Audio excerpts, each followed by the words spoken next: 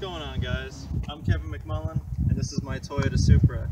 Today I'm going to go ahead and fill you in a little bit about what it's like owning a Supra, and unfortunately the days of me driving this car will soon be ending as it's been sold already, and next week the new owner will be picking it up. So by the time this video airs, unfortunately I won't own the car anymore, but the new owner will get to enjoy it, and let's dive in. Come on. Alright guys, coming to the front of the car, this is a Series 2 from Japan, so it does have the slight differences. It's got the black headlight housings, it's got the clear turn signals, it's got the diffuser in the front in between the bumper, and as you see I've removed the license plate bracket, which leaves some holes but you can have them filled. The paint on this car obviously needs a repaint, but it's still enjoyable to drive. It still turns too many heads. This car gets too much attention, honestly. Sometimes it gets annoying, but it handles amazing. Right now it has some Teen basic coilovers. It has some 18-inch staggered wheels. They're TSWs if you were wondering, and the car feels amazing. This is a non-turbo, but don't turn off the channel just because it's non-turbo. I have had turbo ones in the past. I've had multiple Supras. This one, I loved the color at the time. I loved that it was right-hand drive. Series 2, this is actually the rarest color you can get in Japan. Here, it was a little more common, but in Japan, this is the rarest of the rare. Well, if this was a Targa twin-turbo 6-speed, it'd be even rarer, but that's a topic for another discussion. So let's go ahead and get around to the back here. The only other modification I've done to it is an exhaust. It has a stainless steel exhaust, which I'll go ahead and start it up and give you a little note on that.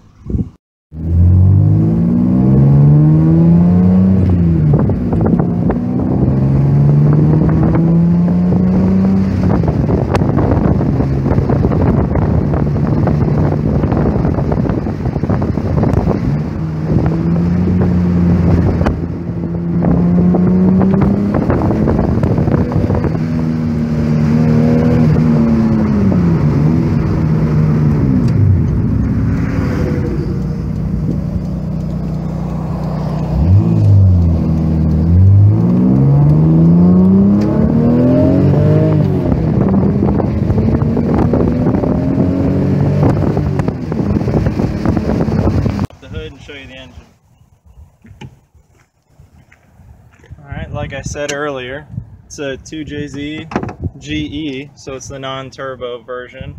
I've got the Teen coilovers. Other than that, it's 100% stock. It does have ABS because it's a Series 2, and yeah, this thing's awesome. I mean, it's kind of underpowered, but it merges in on the highway fine and whatnot. But it's fun through corners, and it's a great engine. If I would have kept the car longer, I would have put the 2J GTE in it, single turbo conversion, and I probably would have shot for around 600 to 800 horsepower with the 6-speed trans.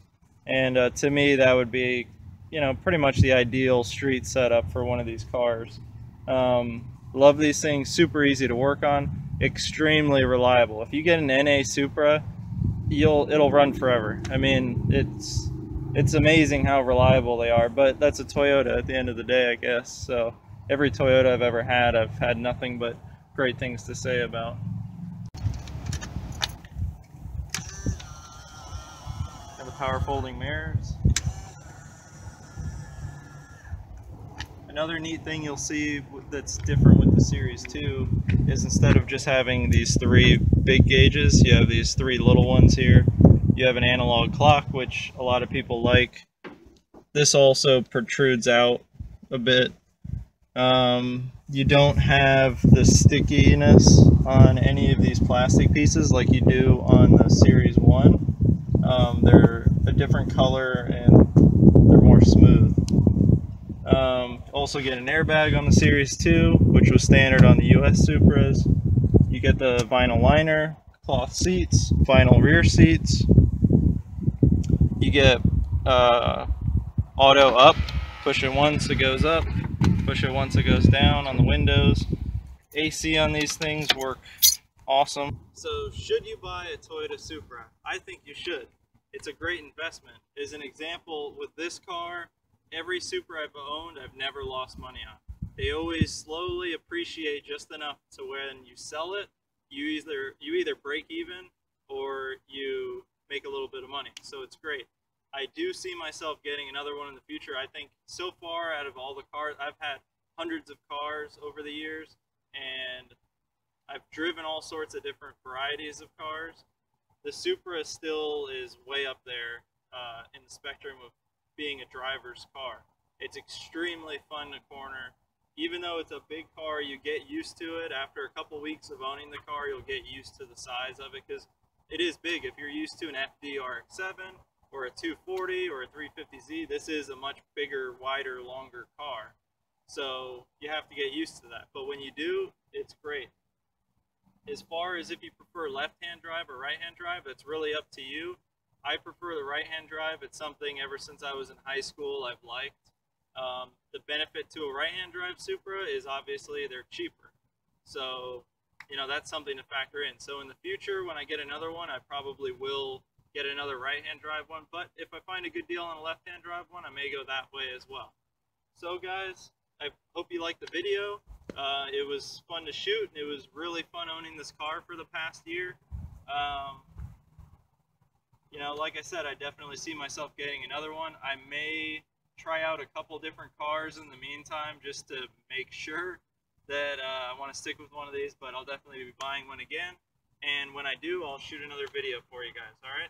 Take care.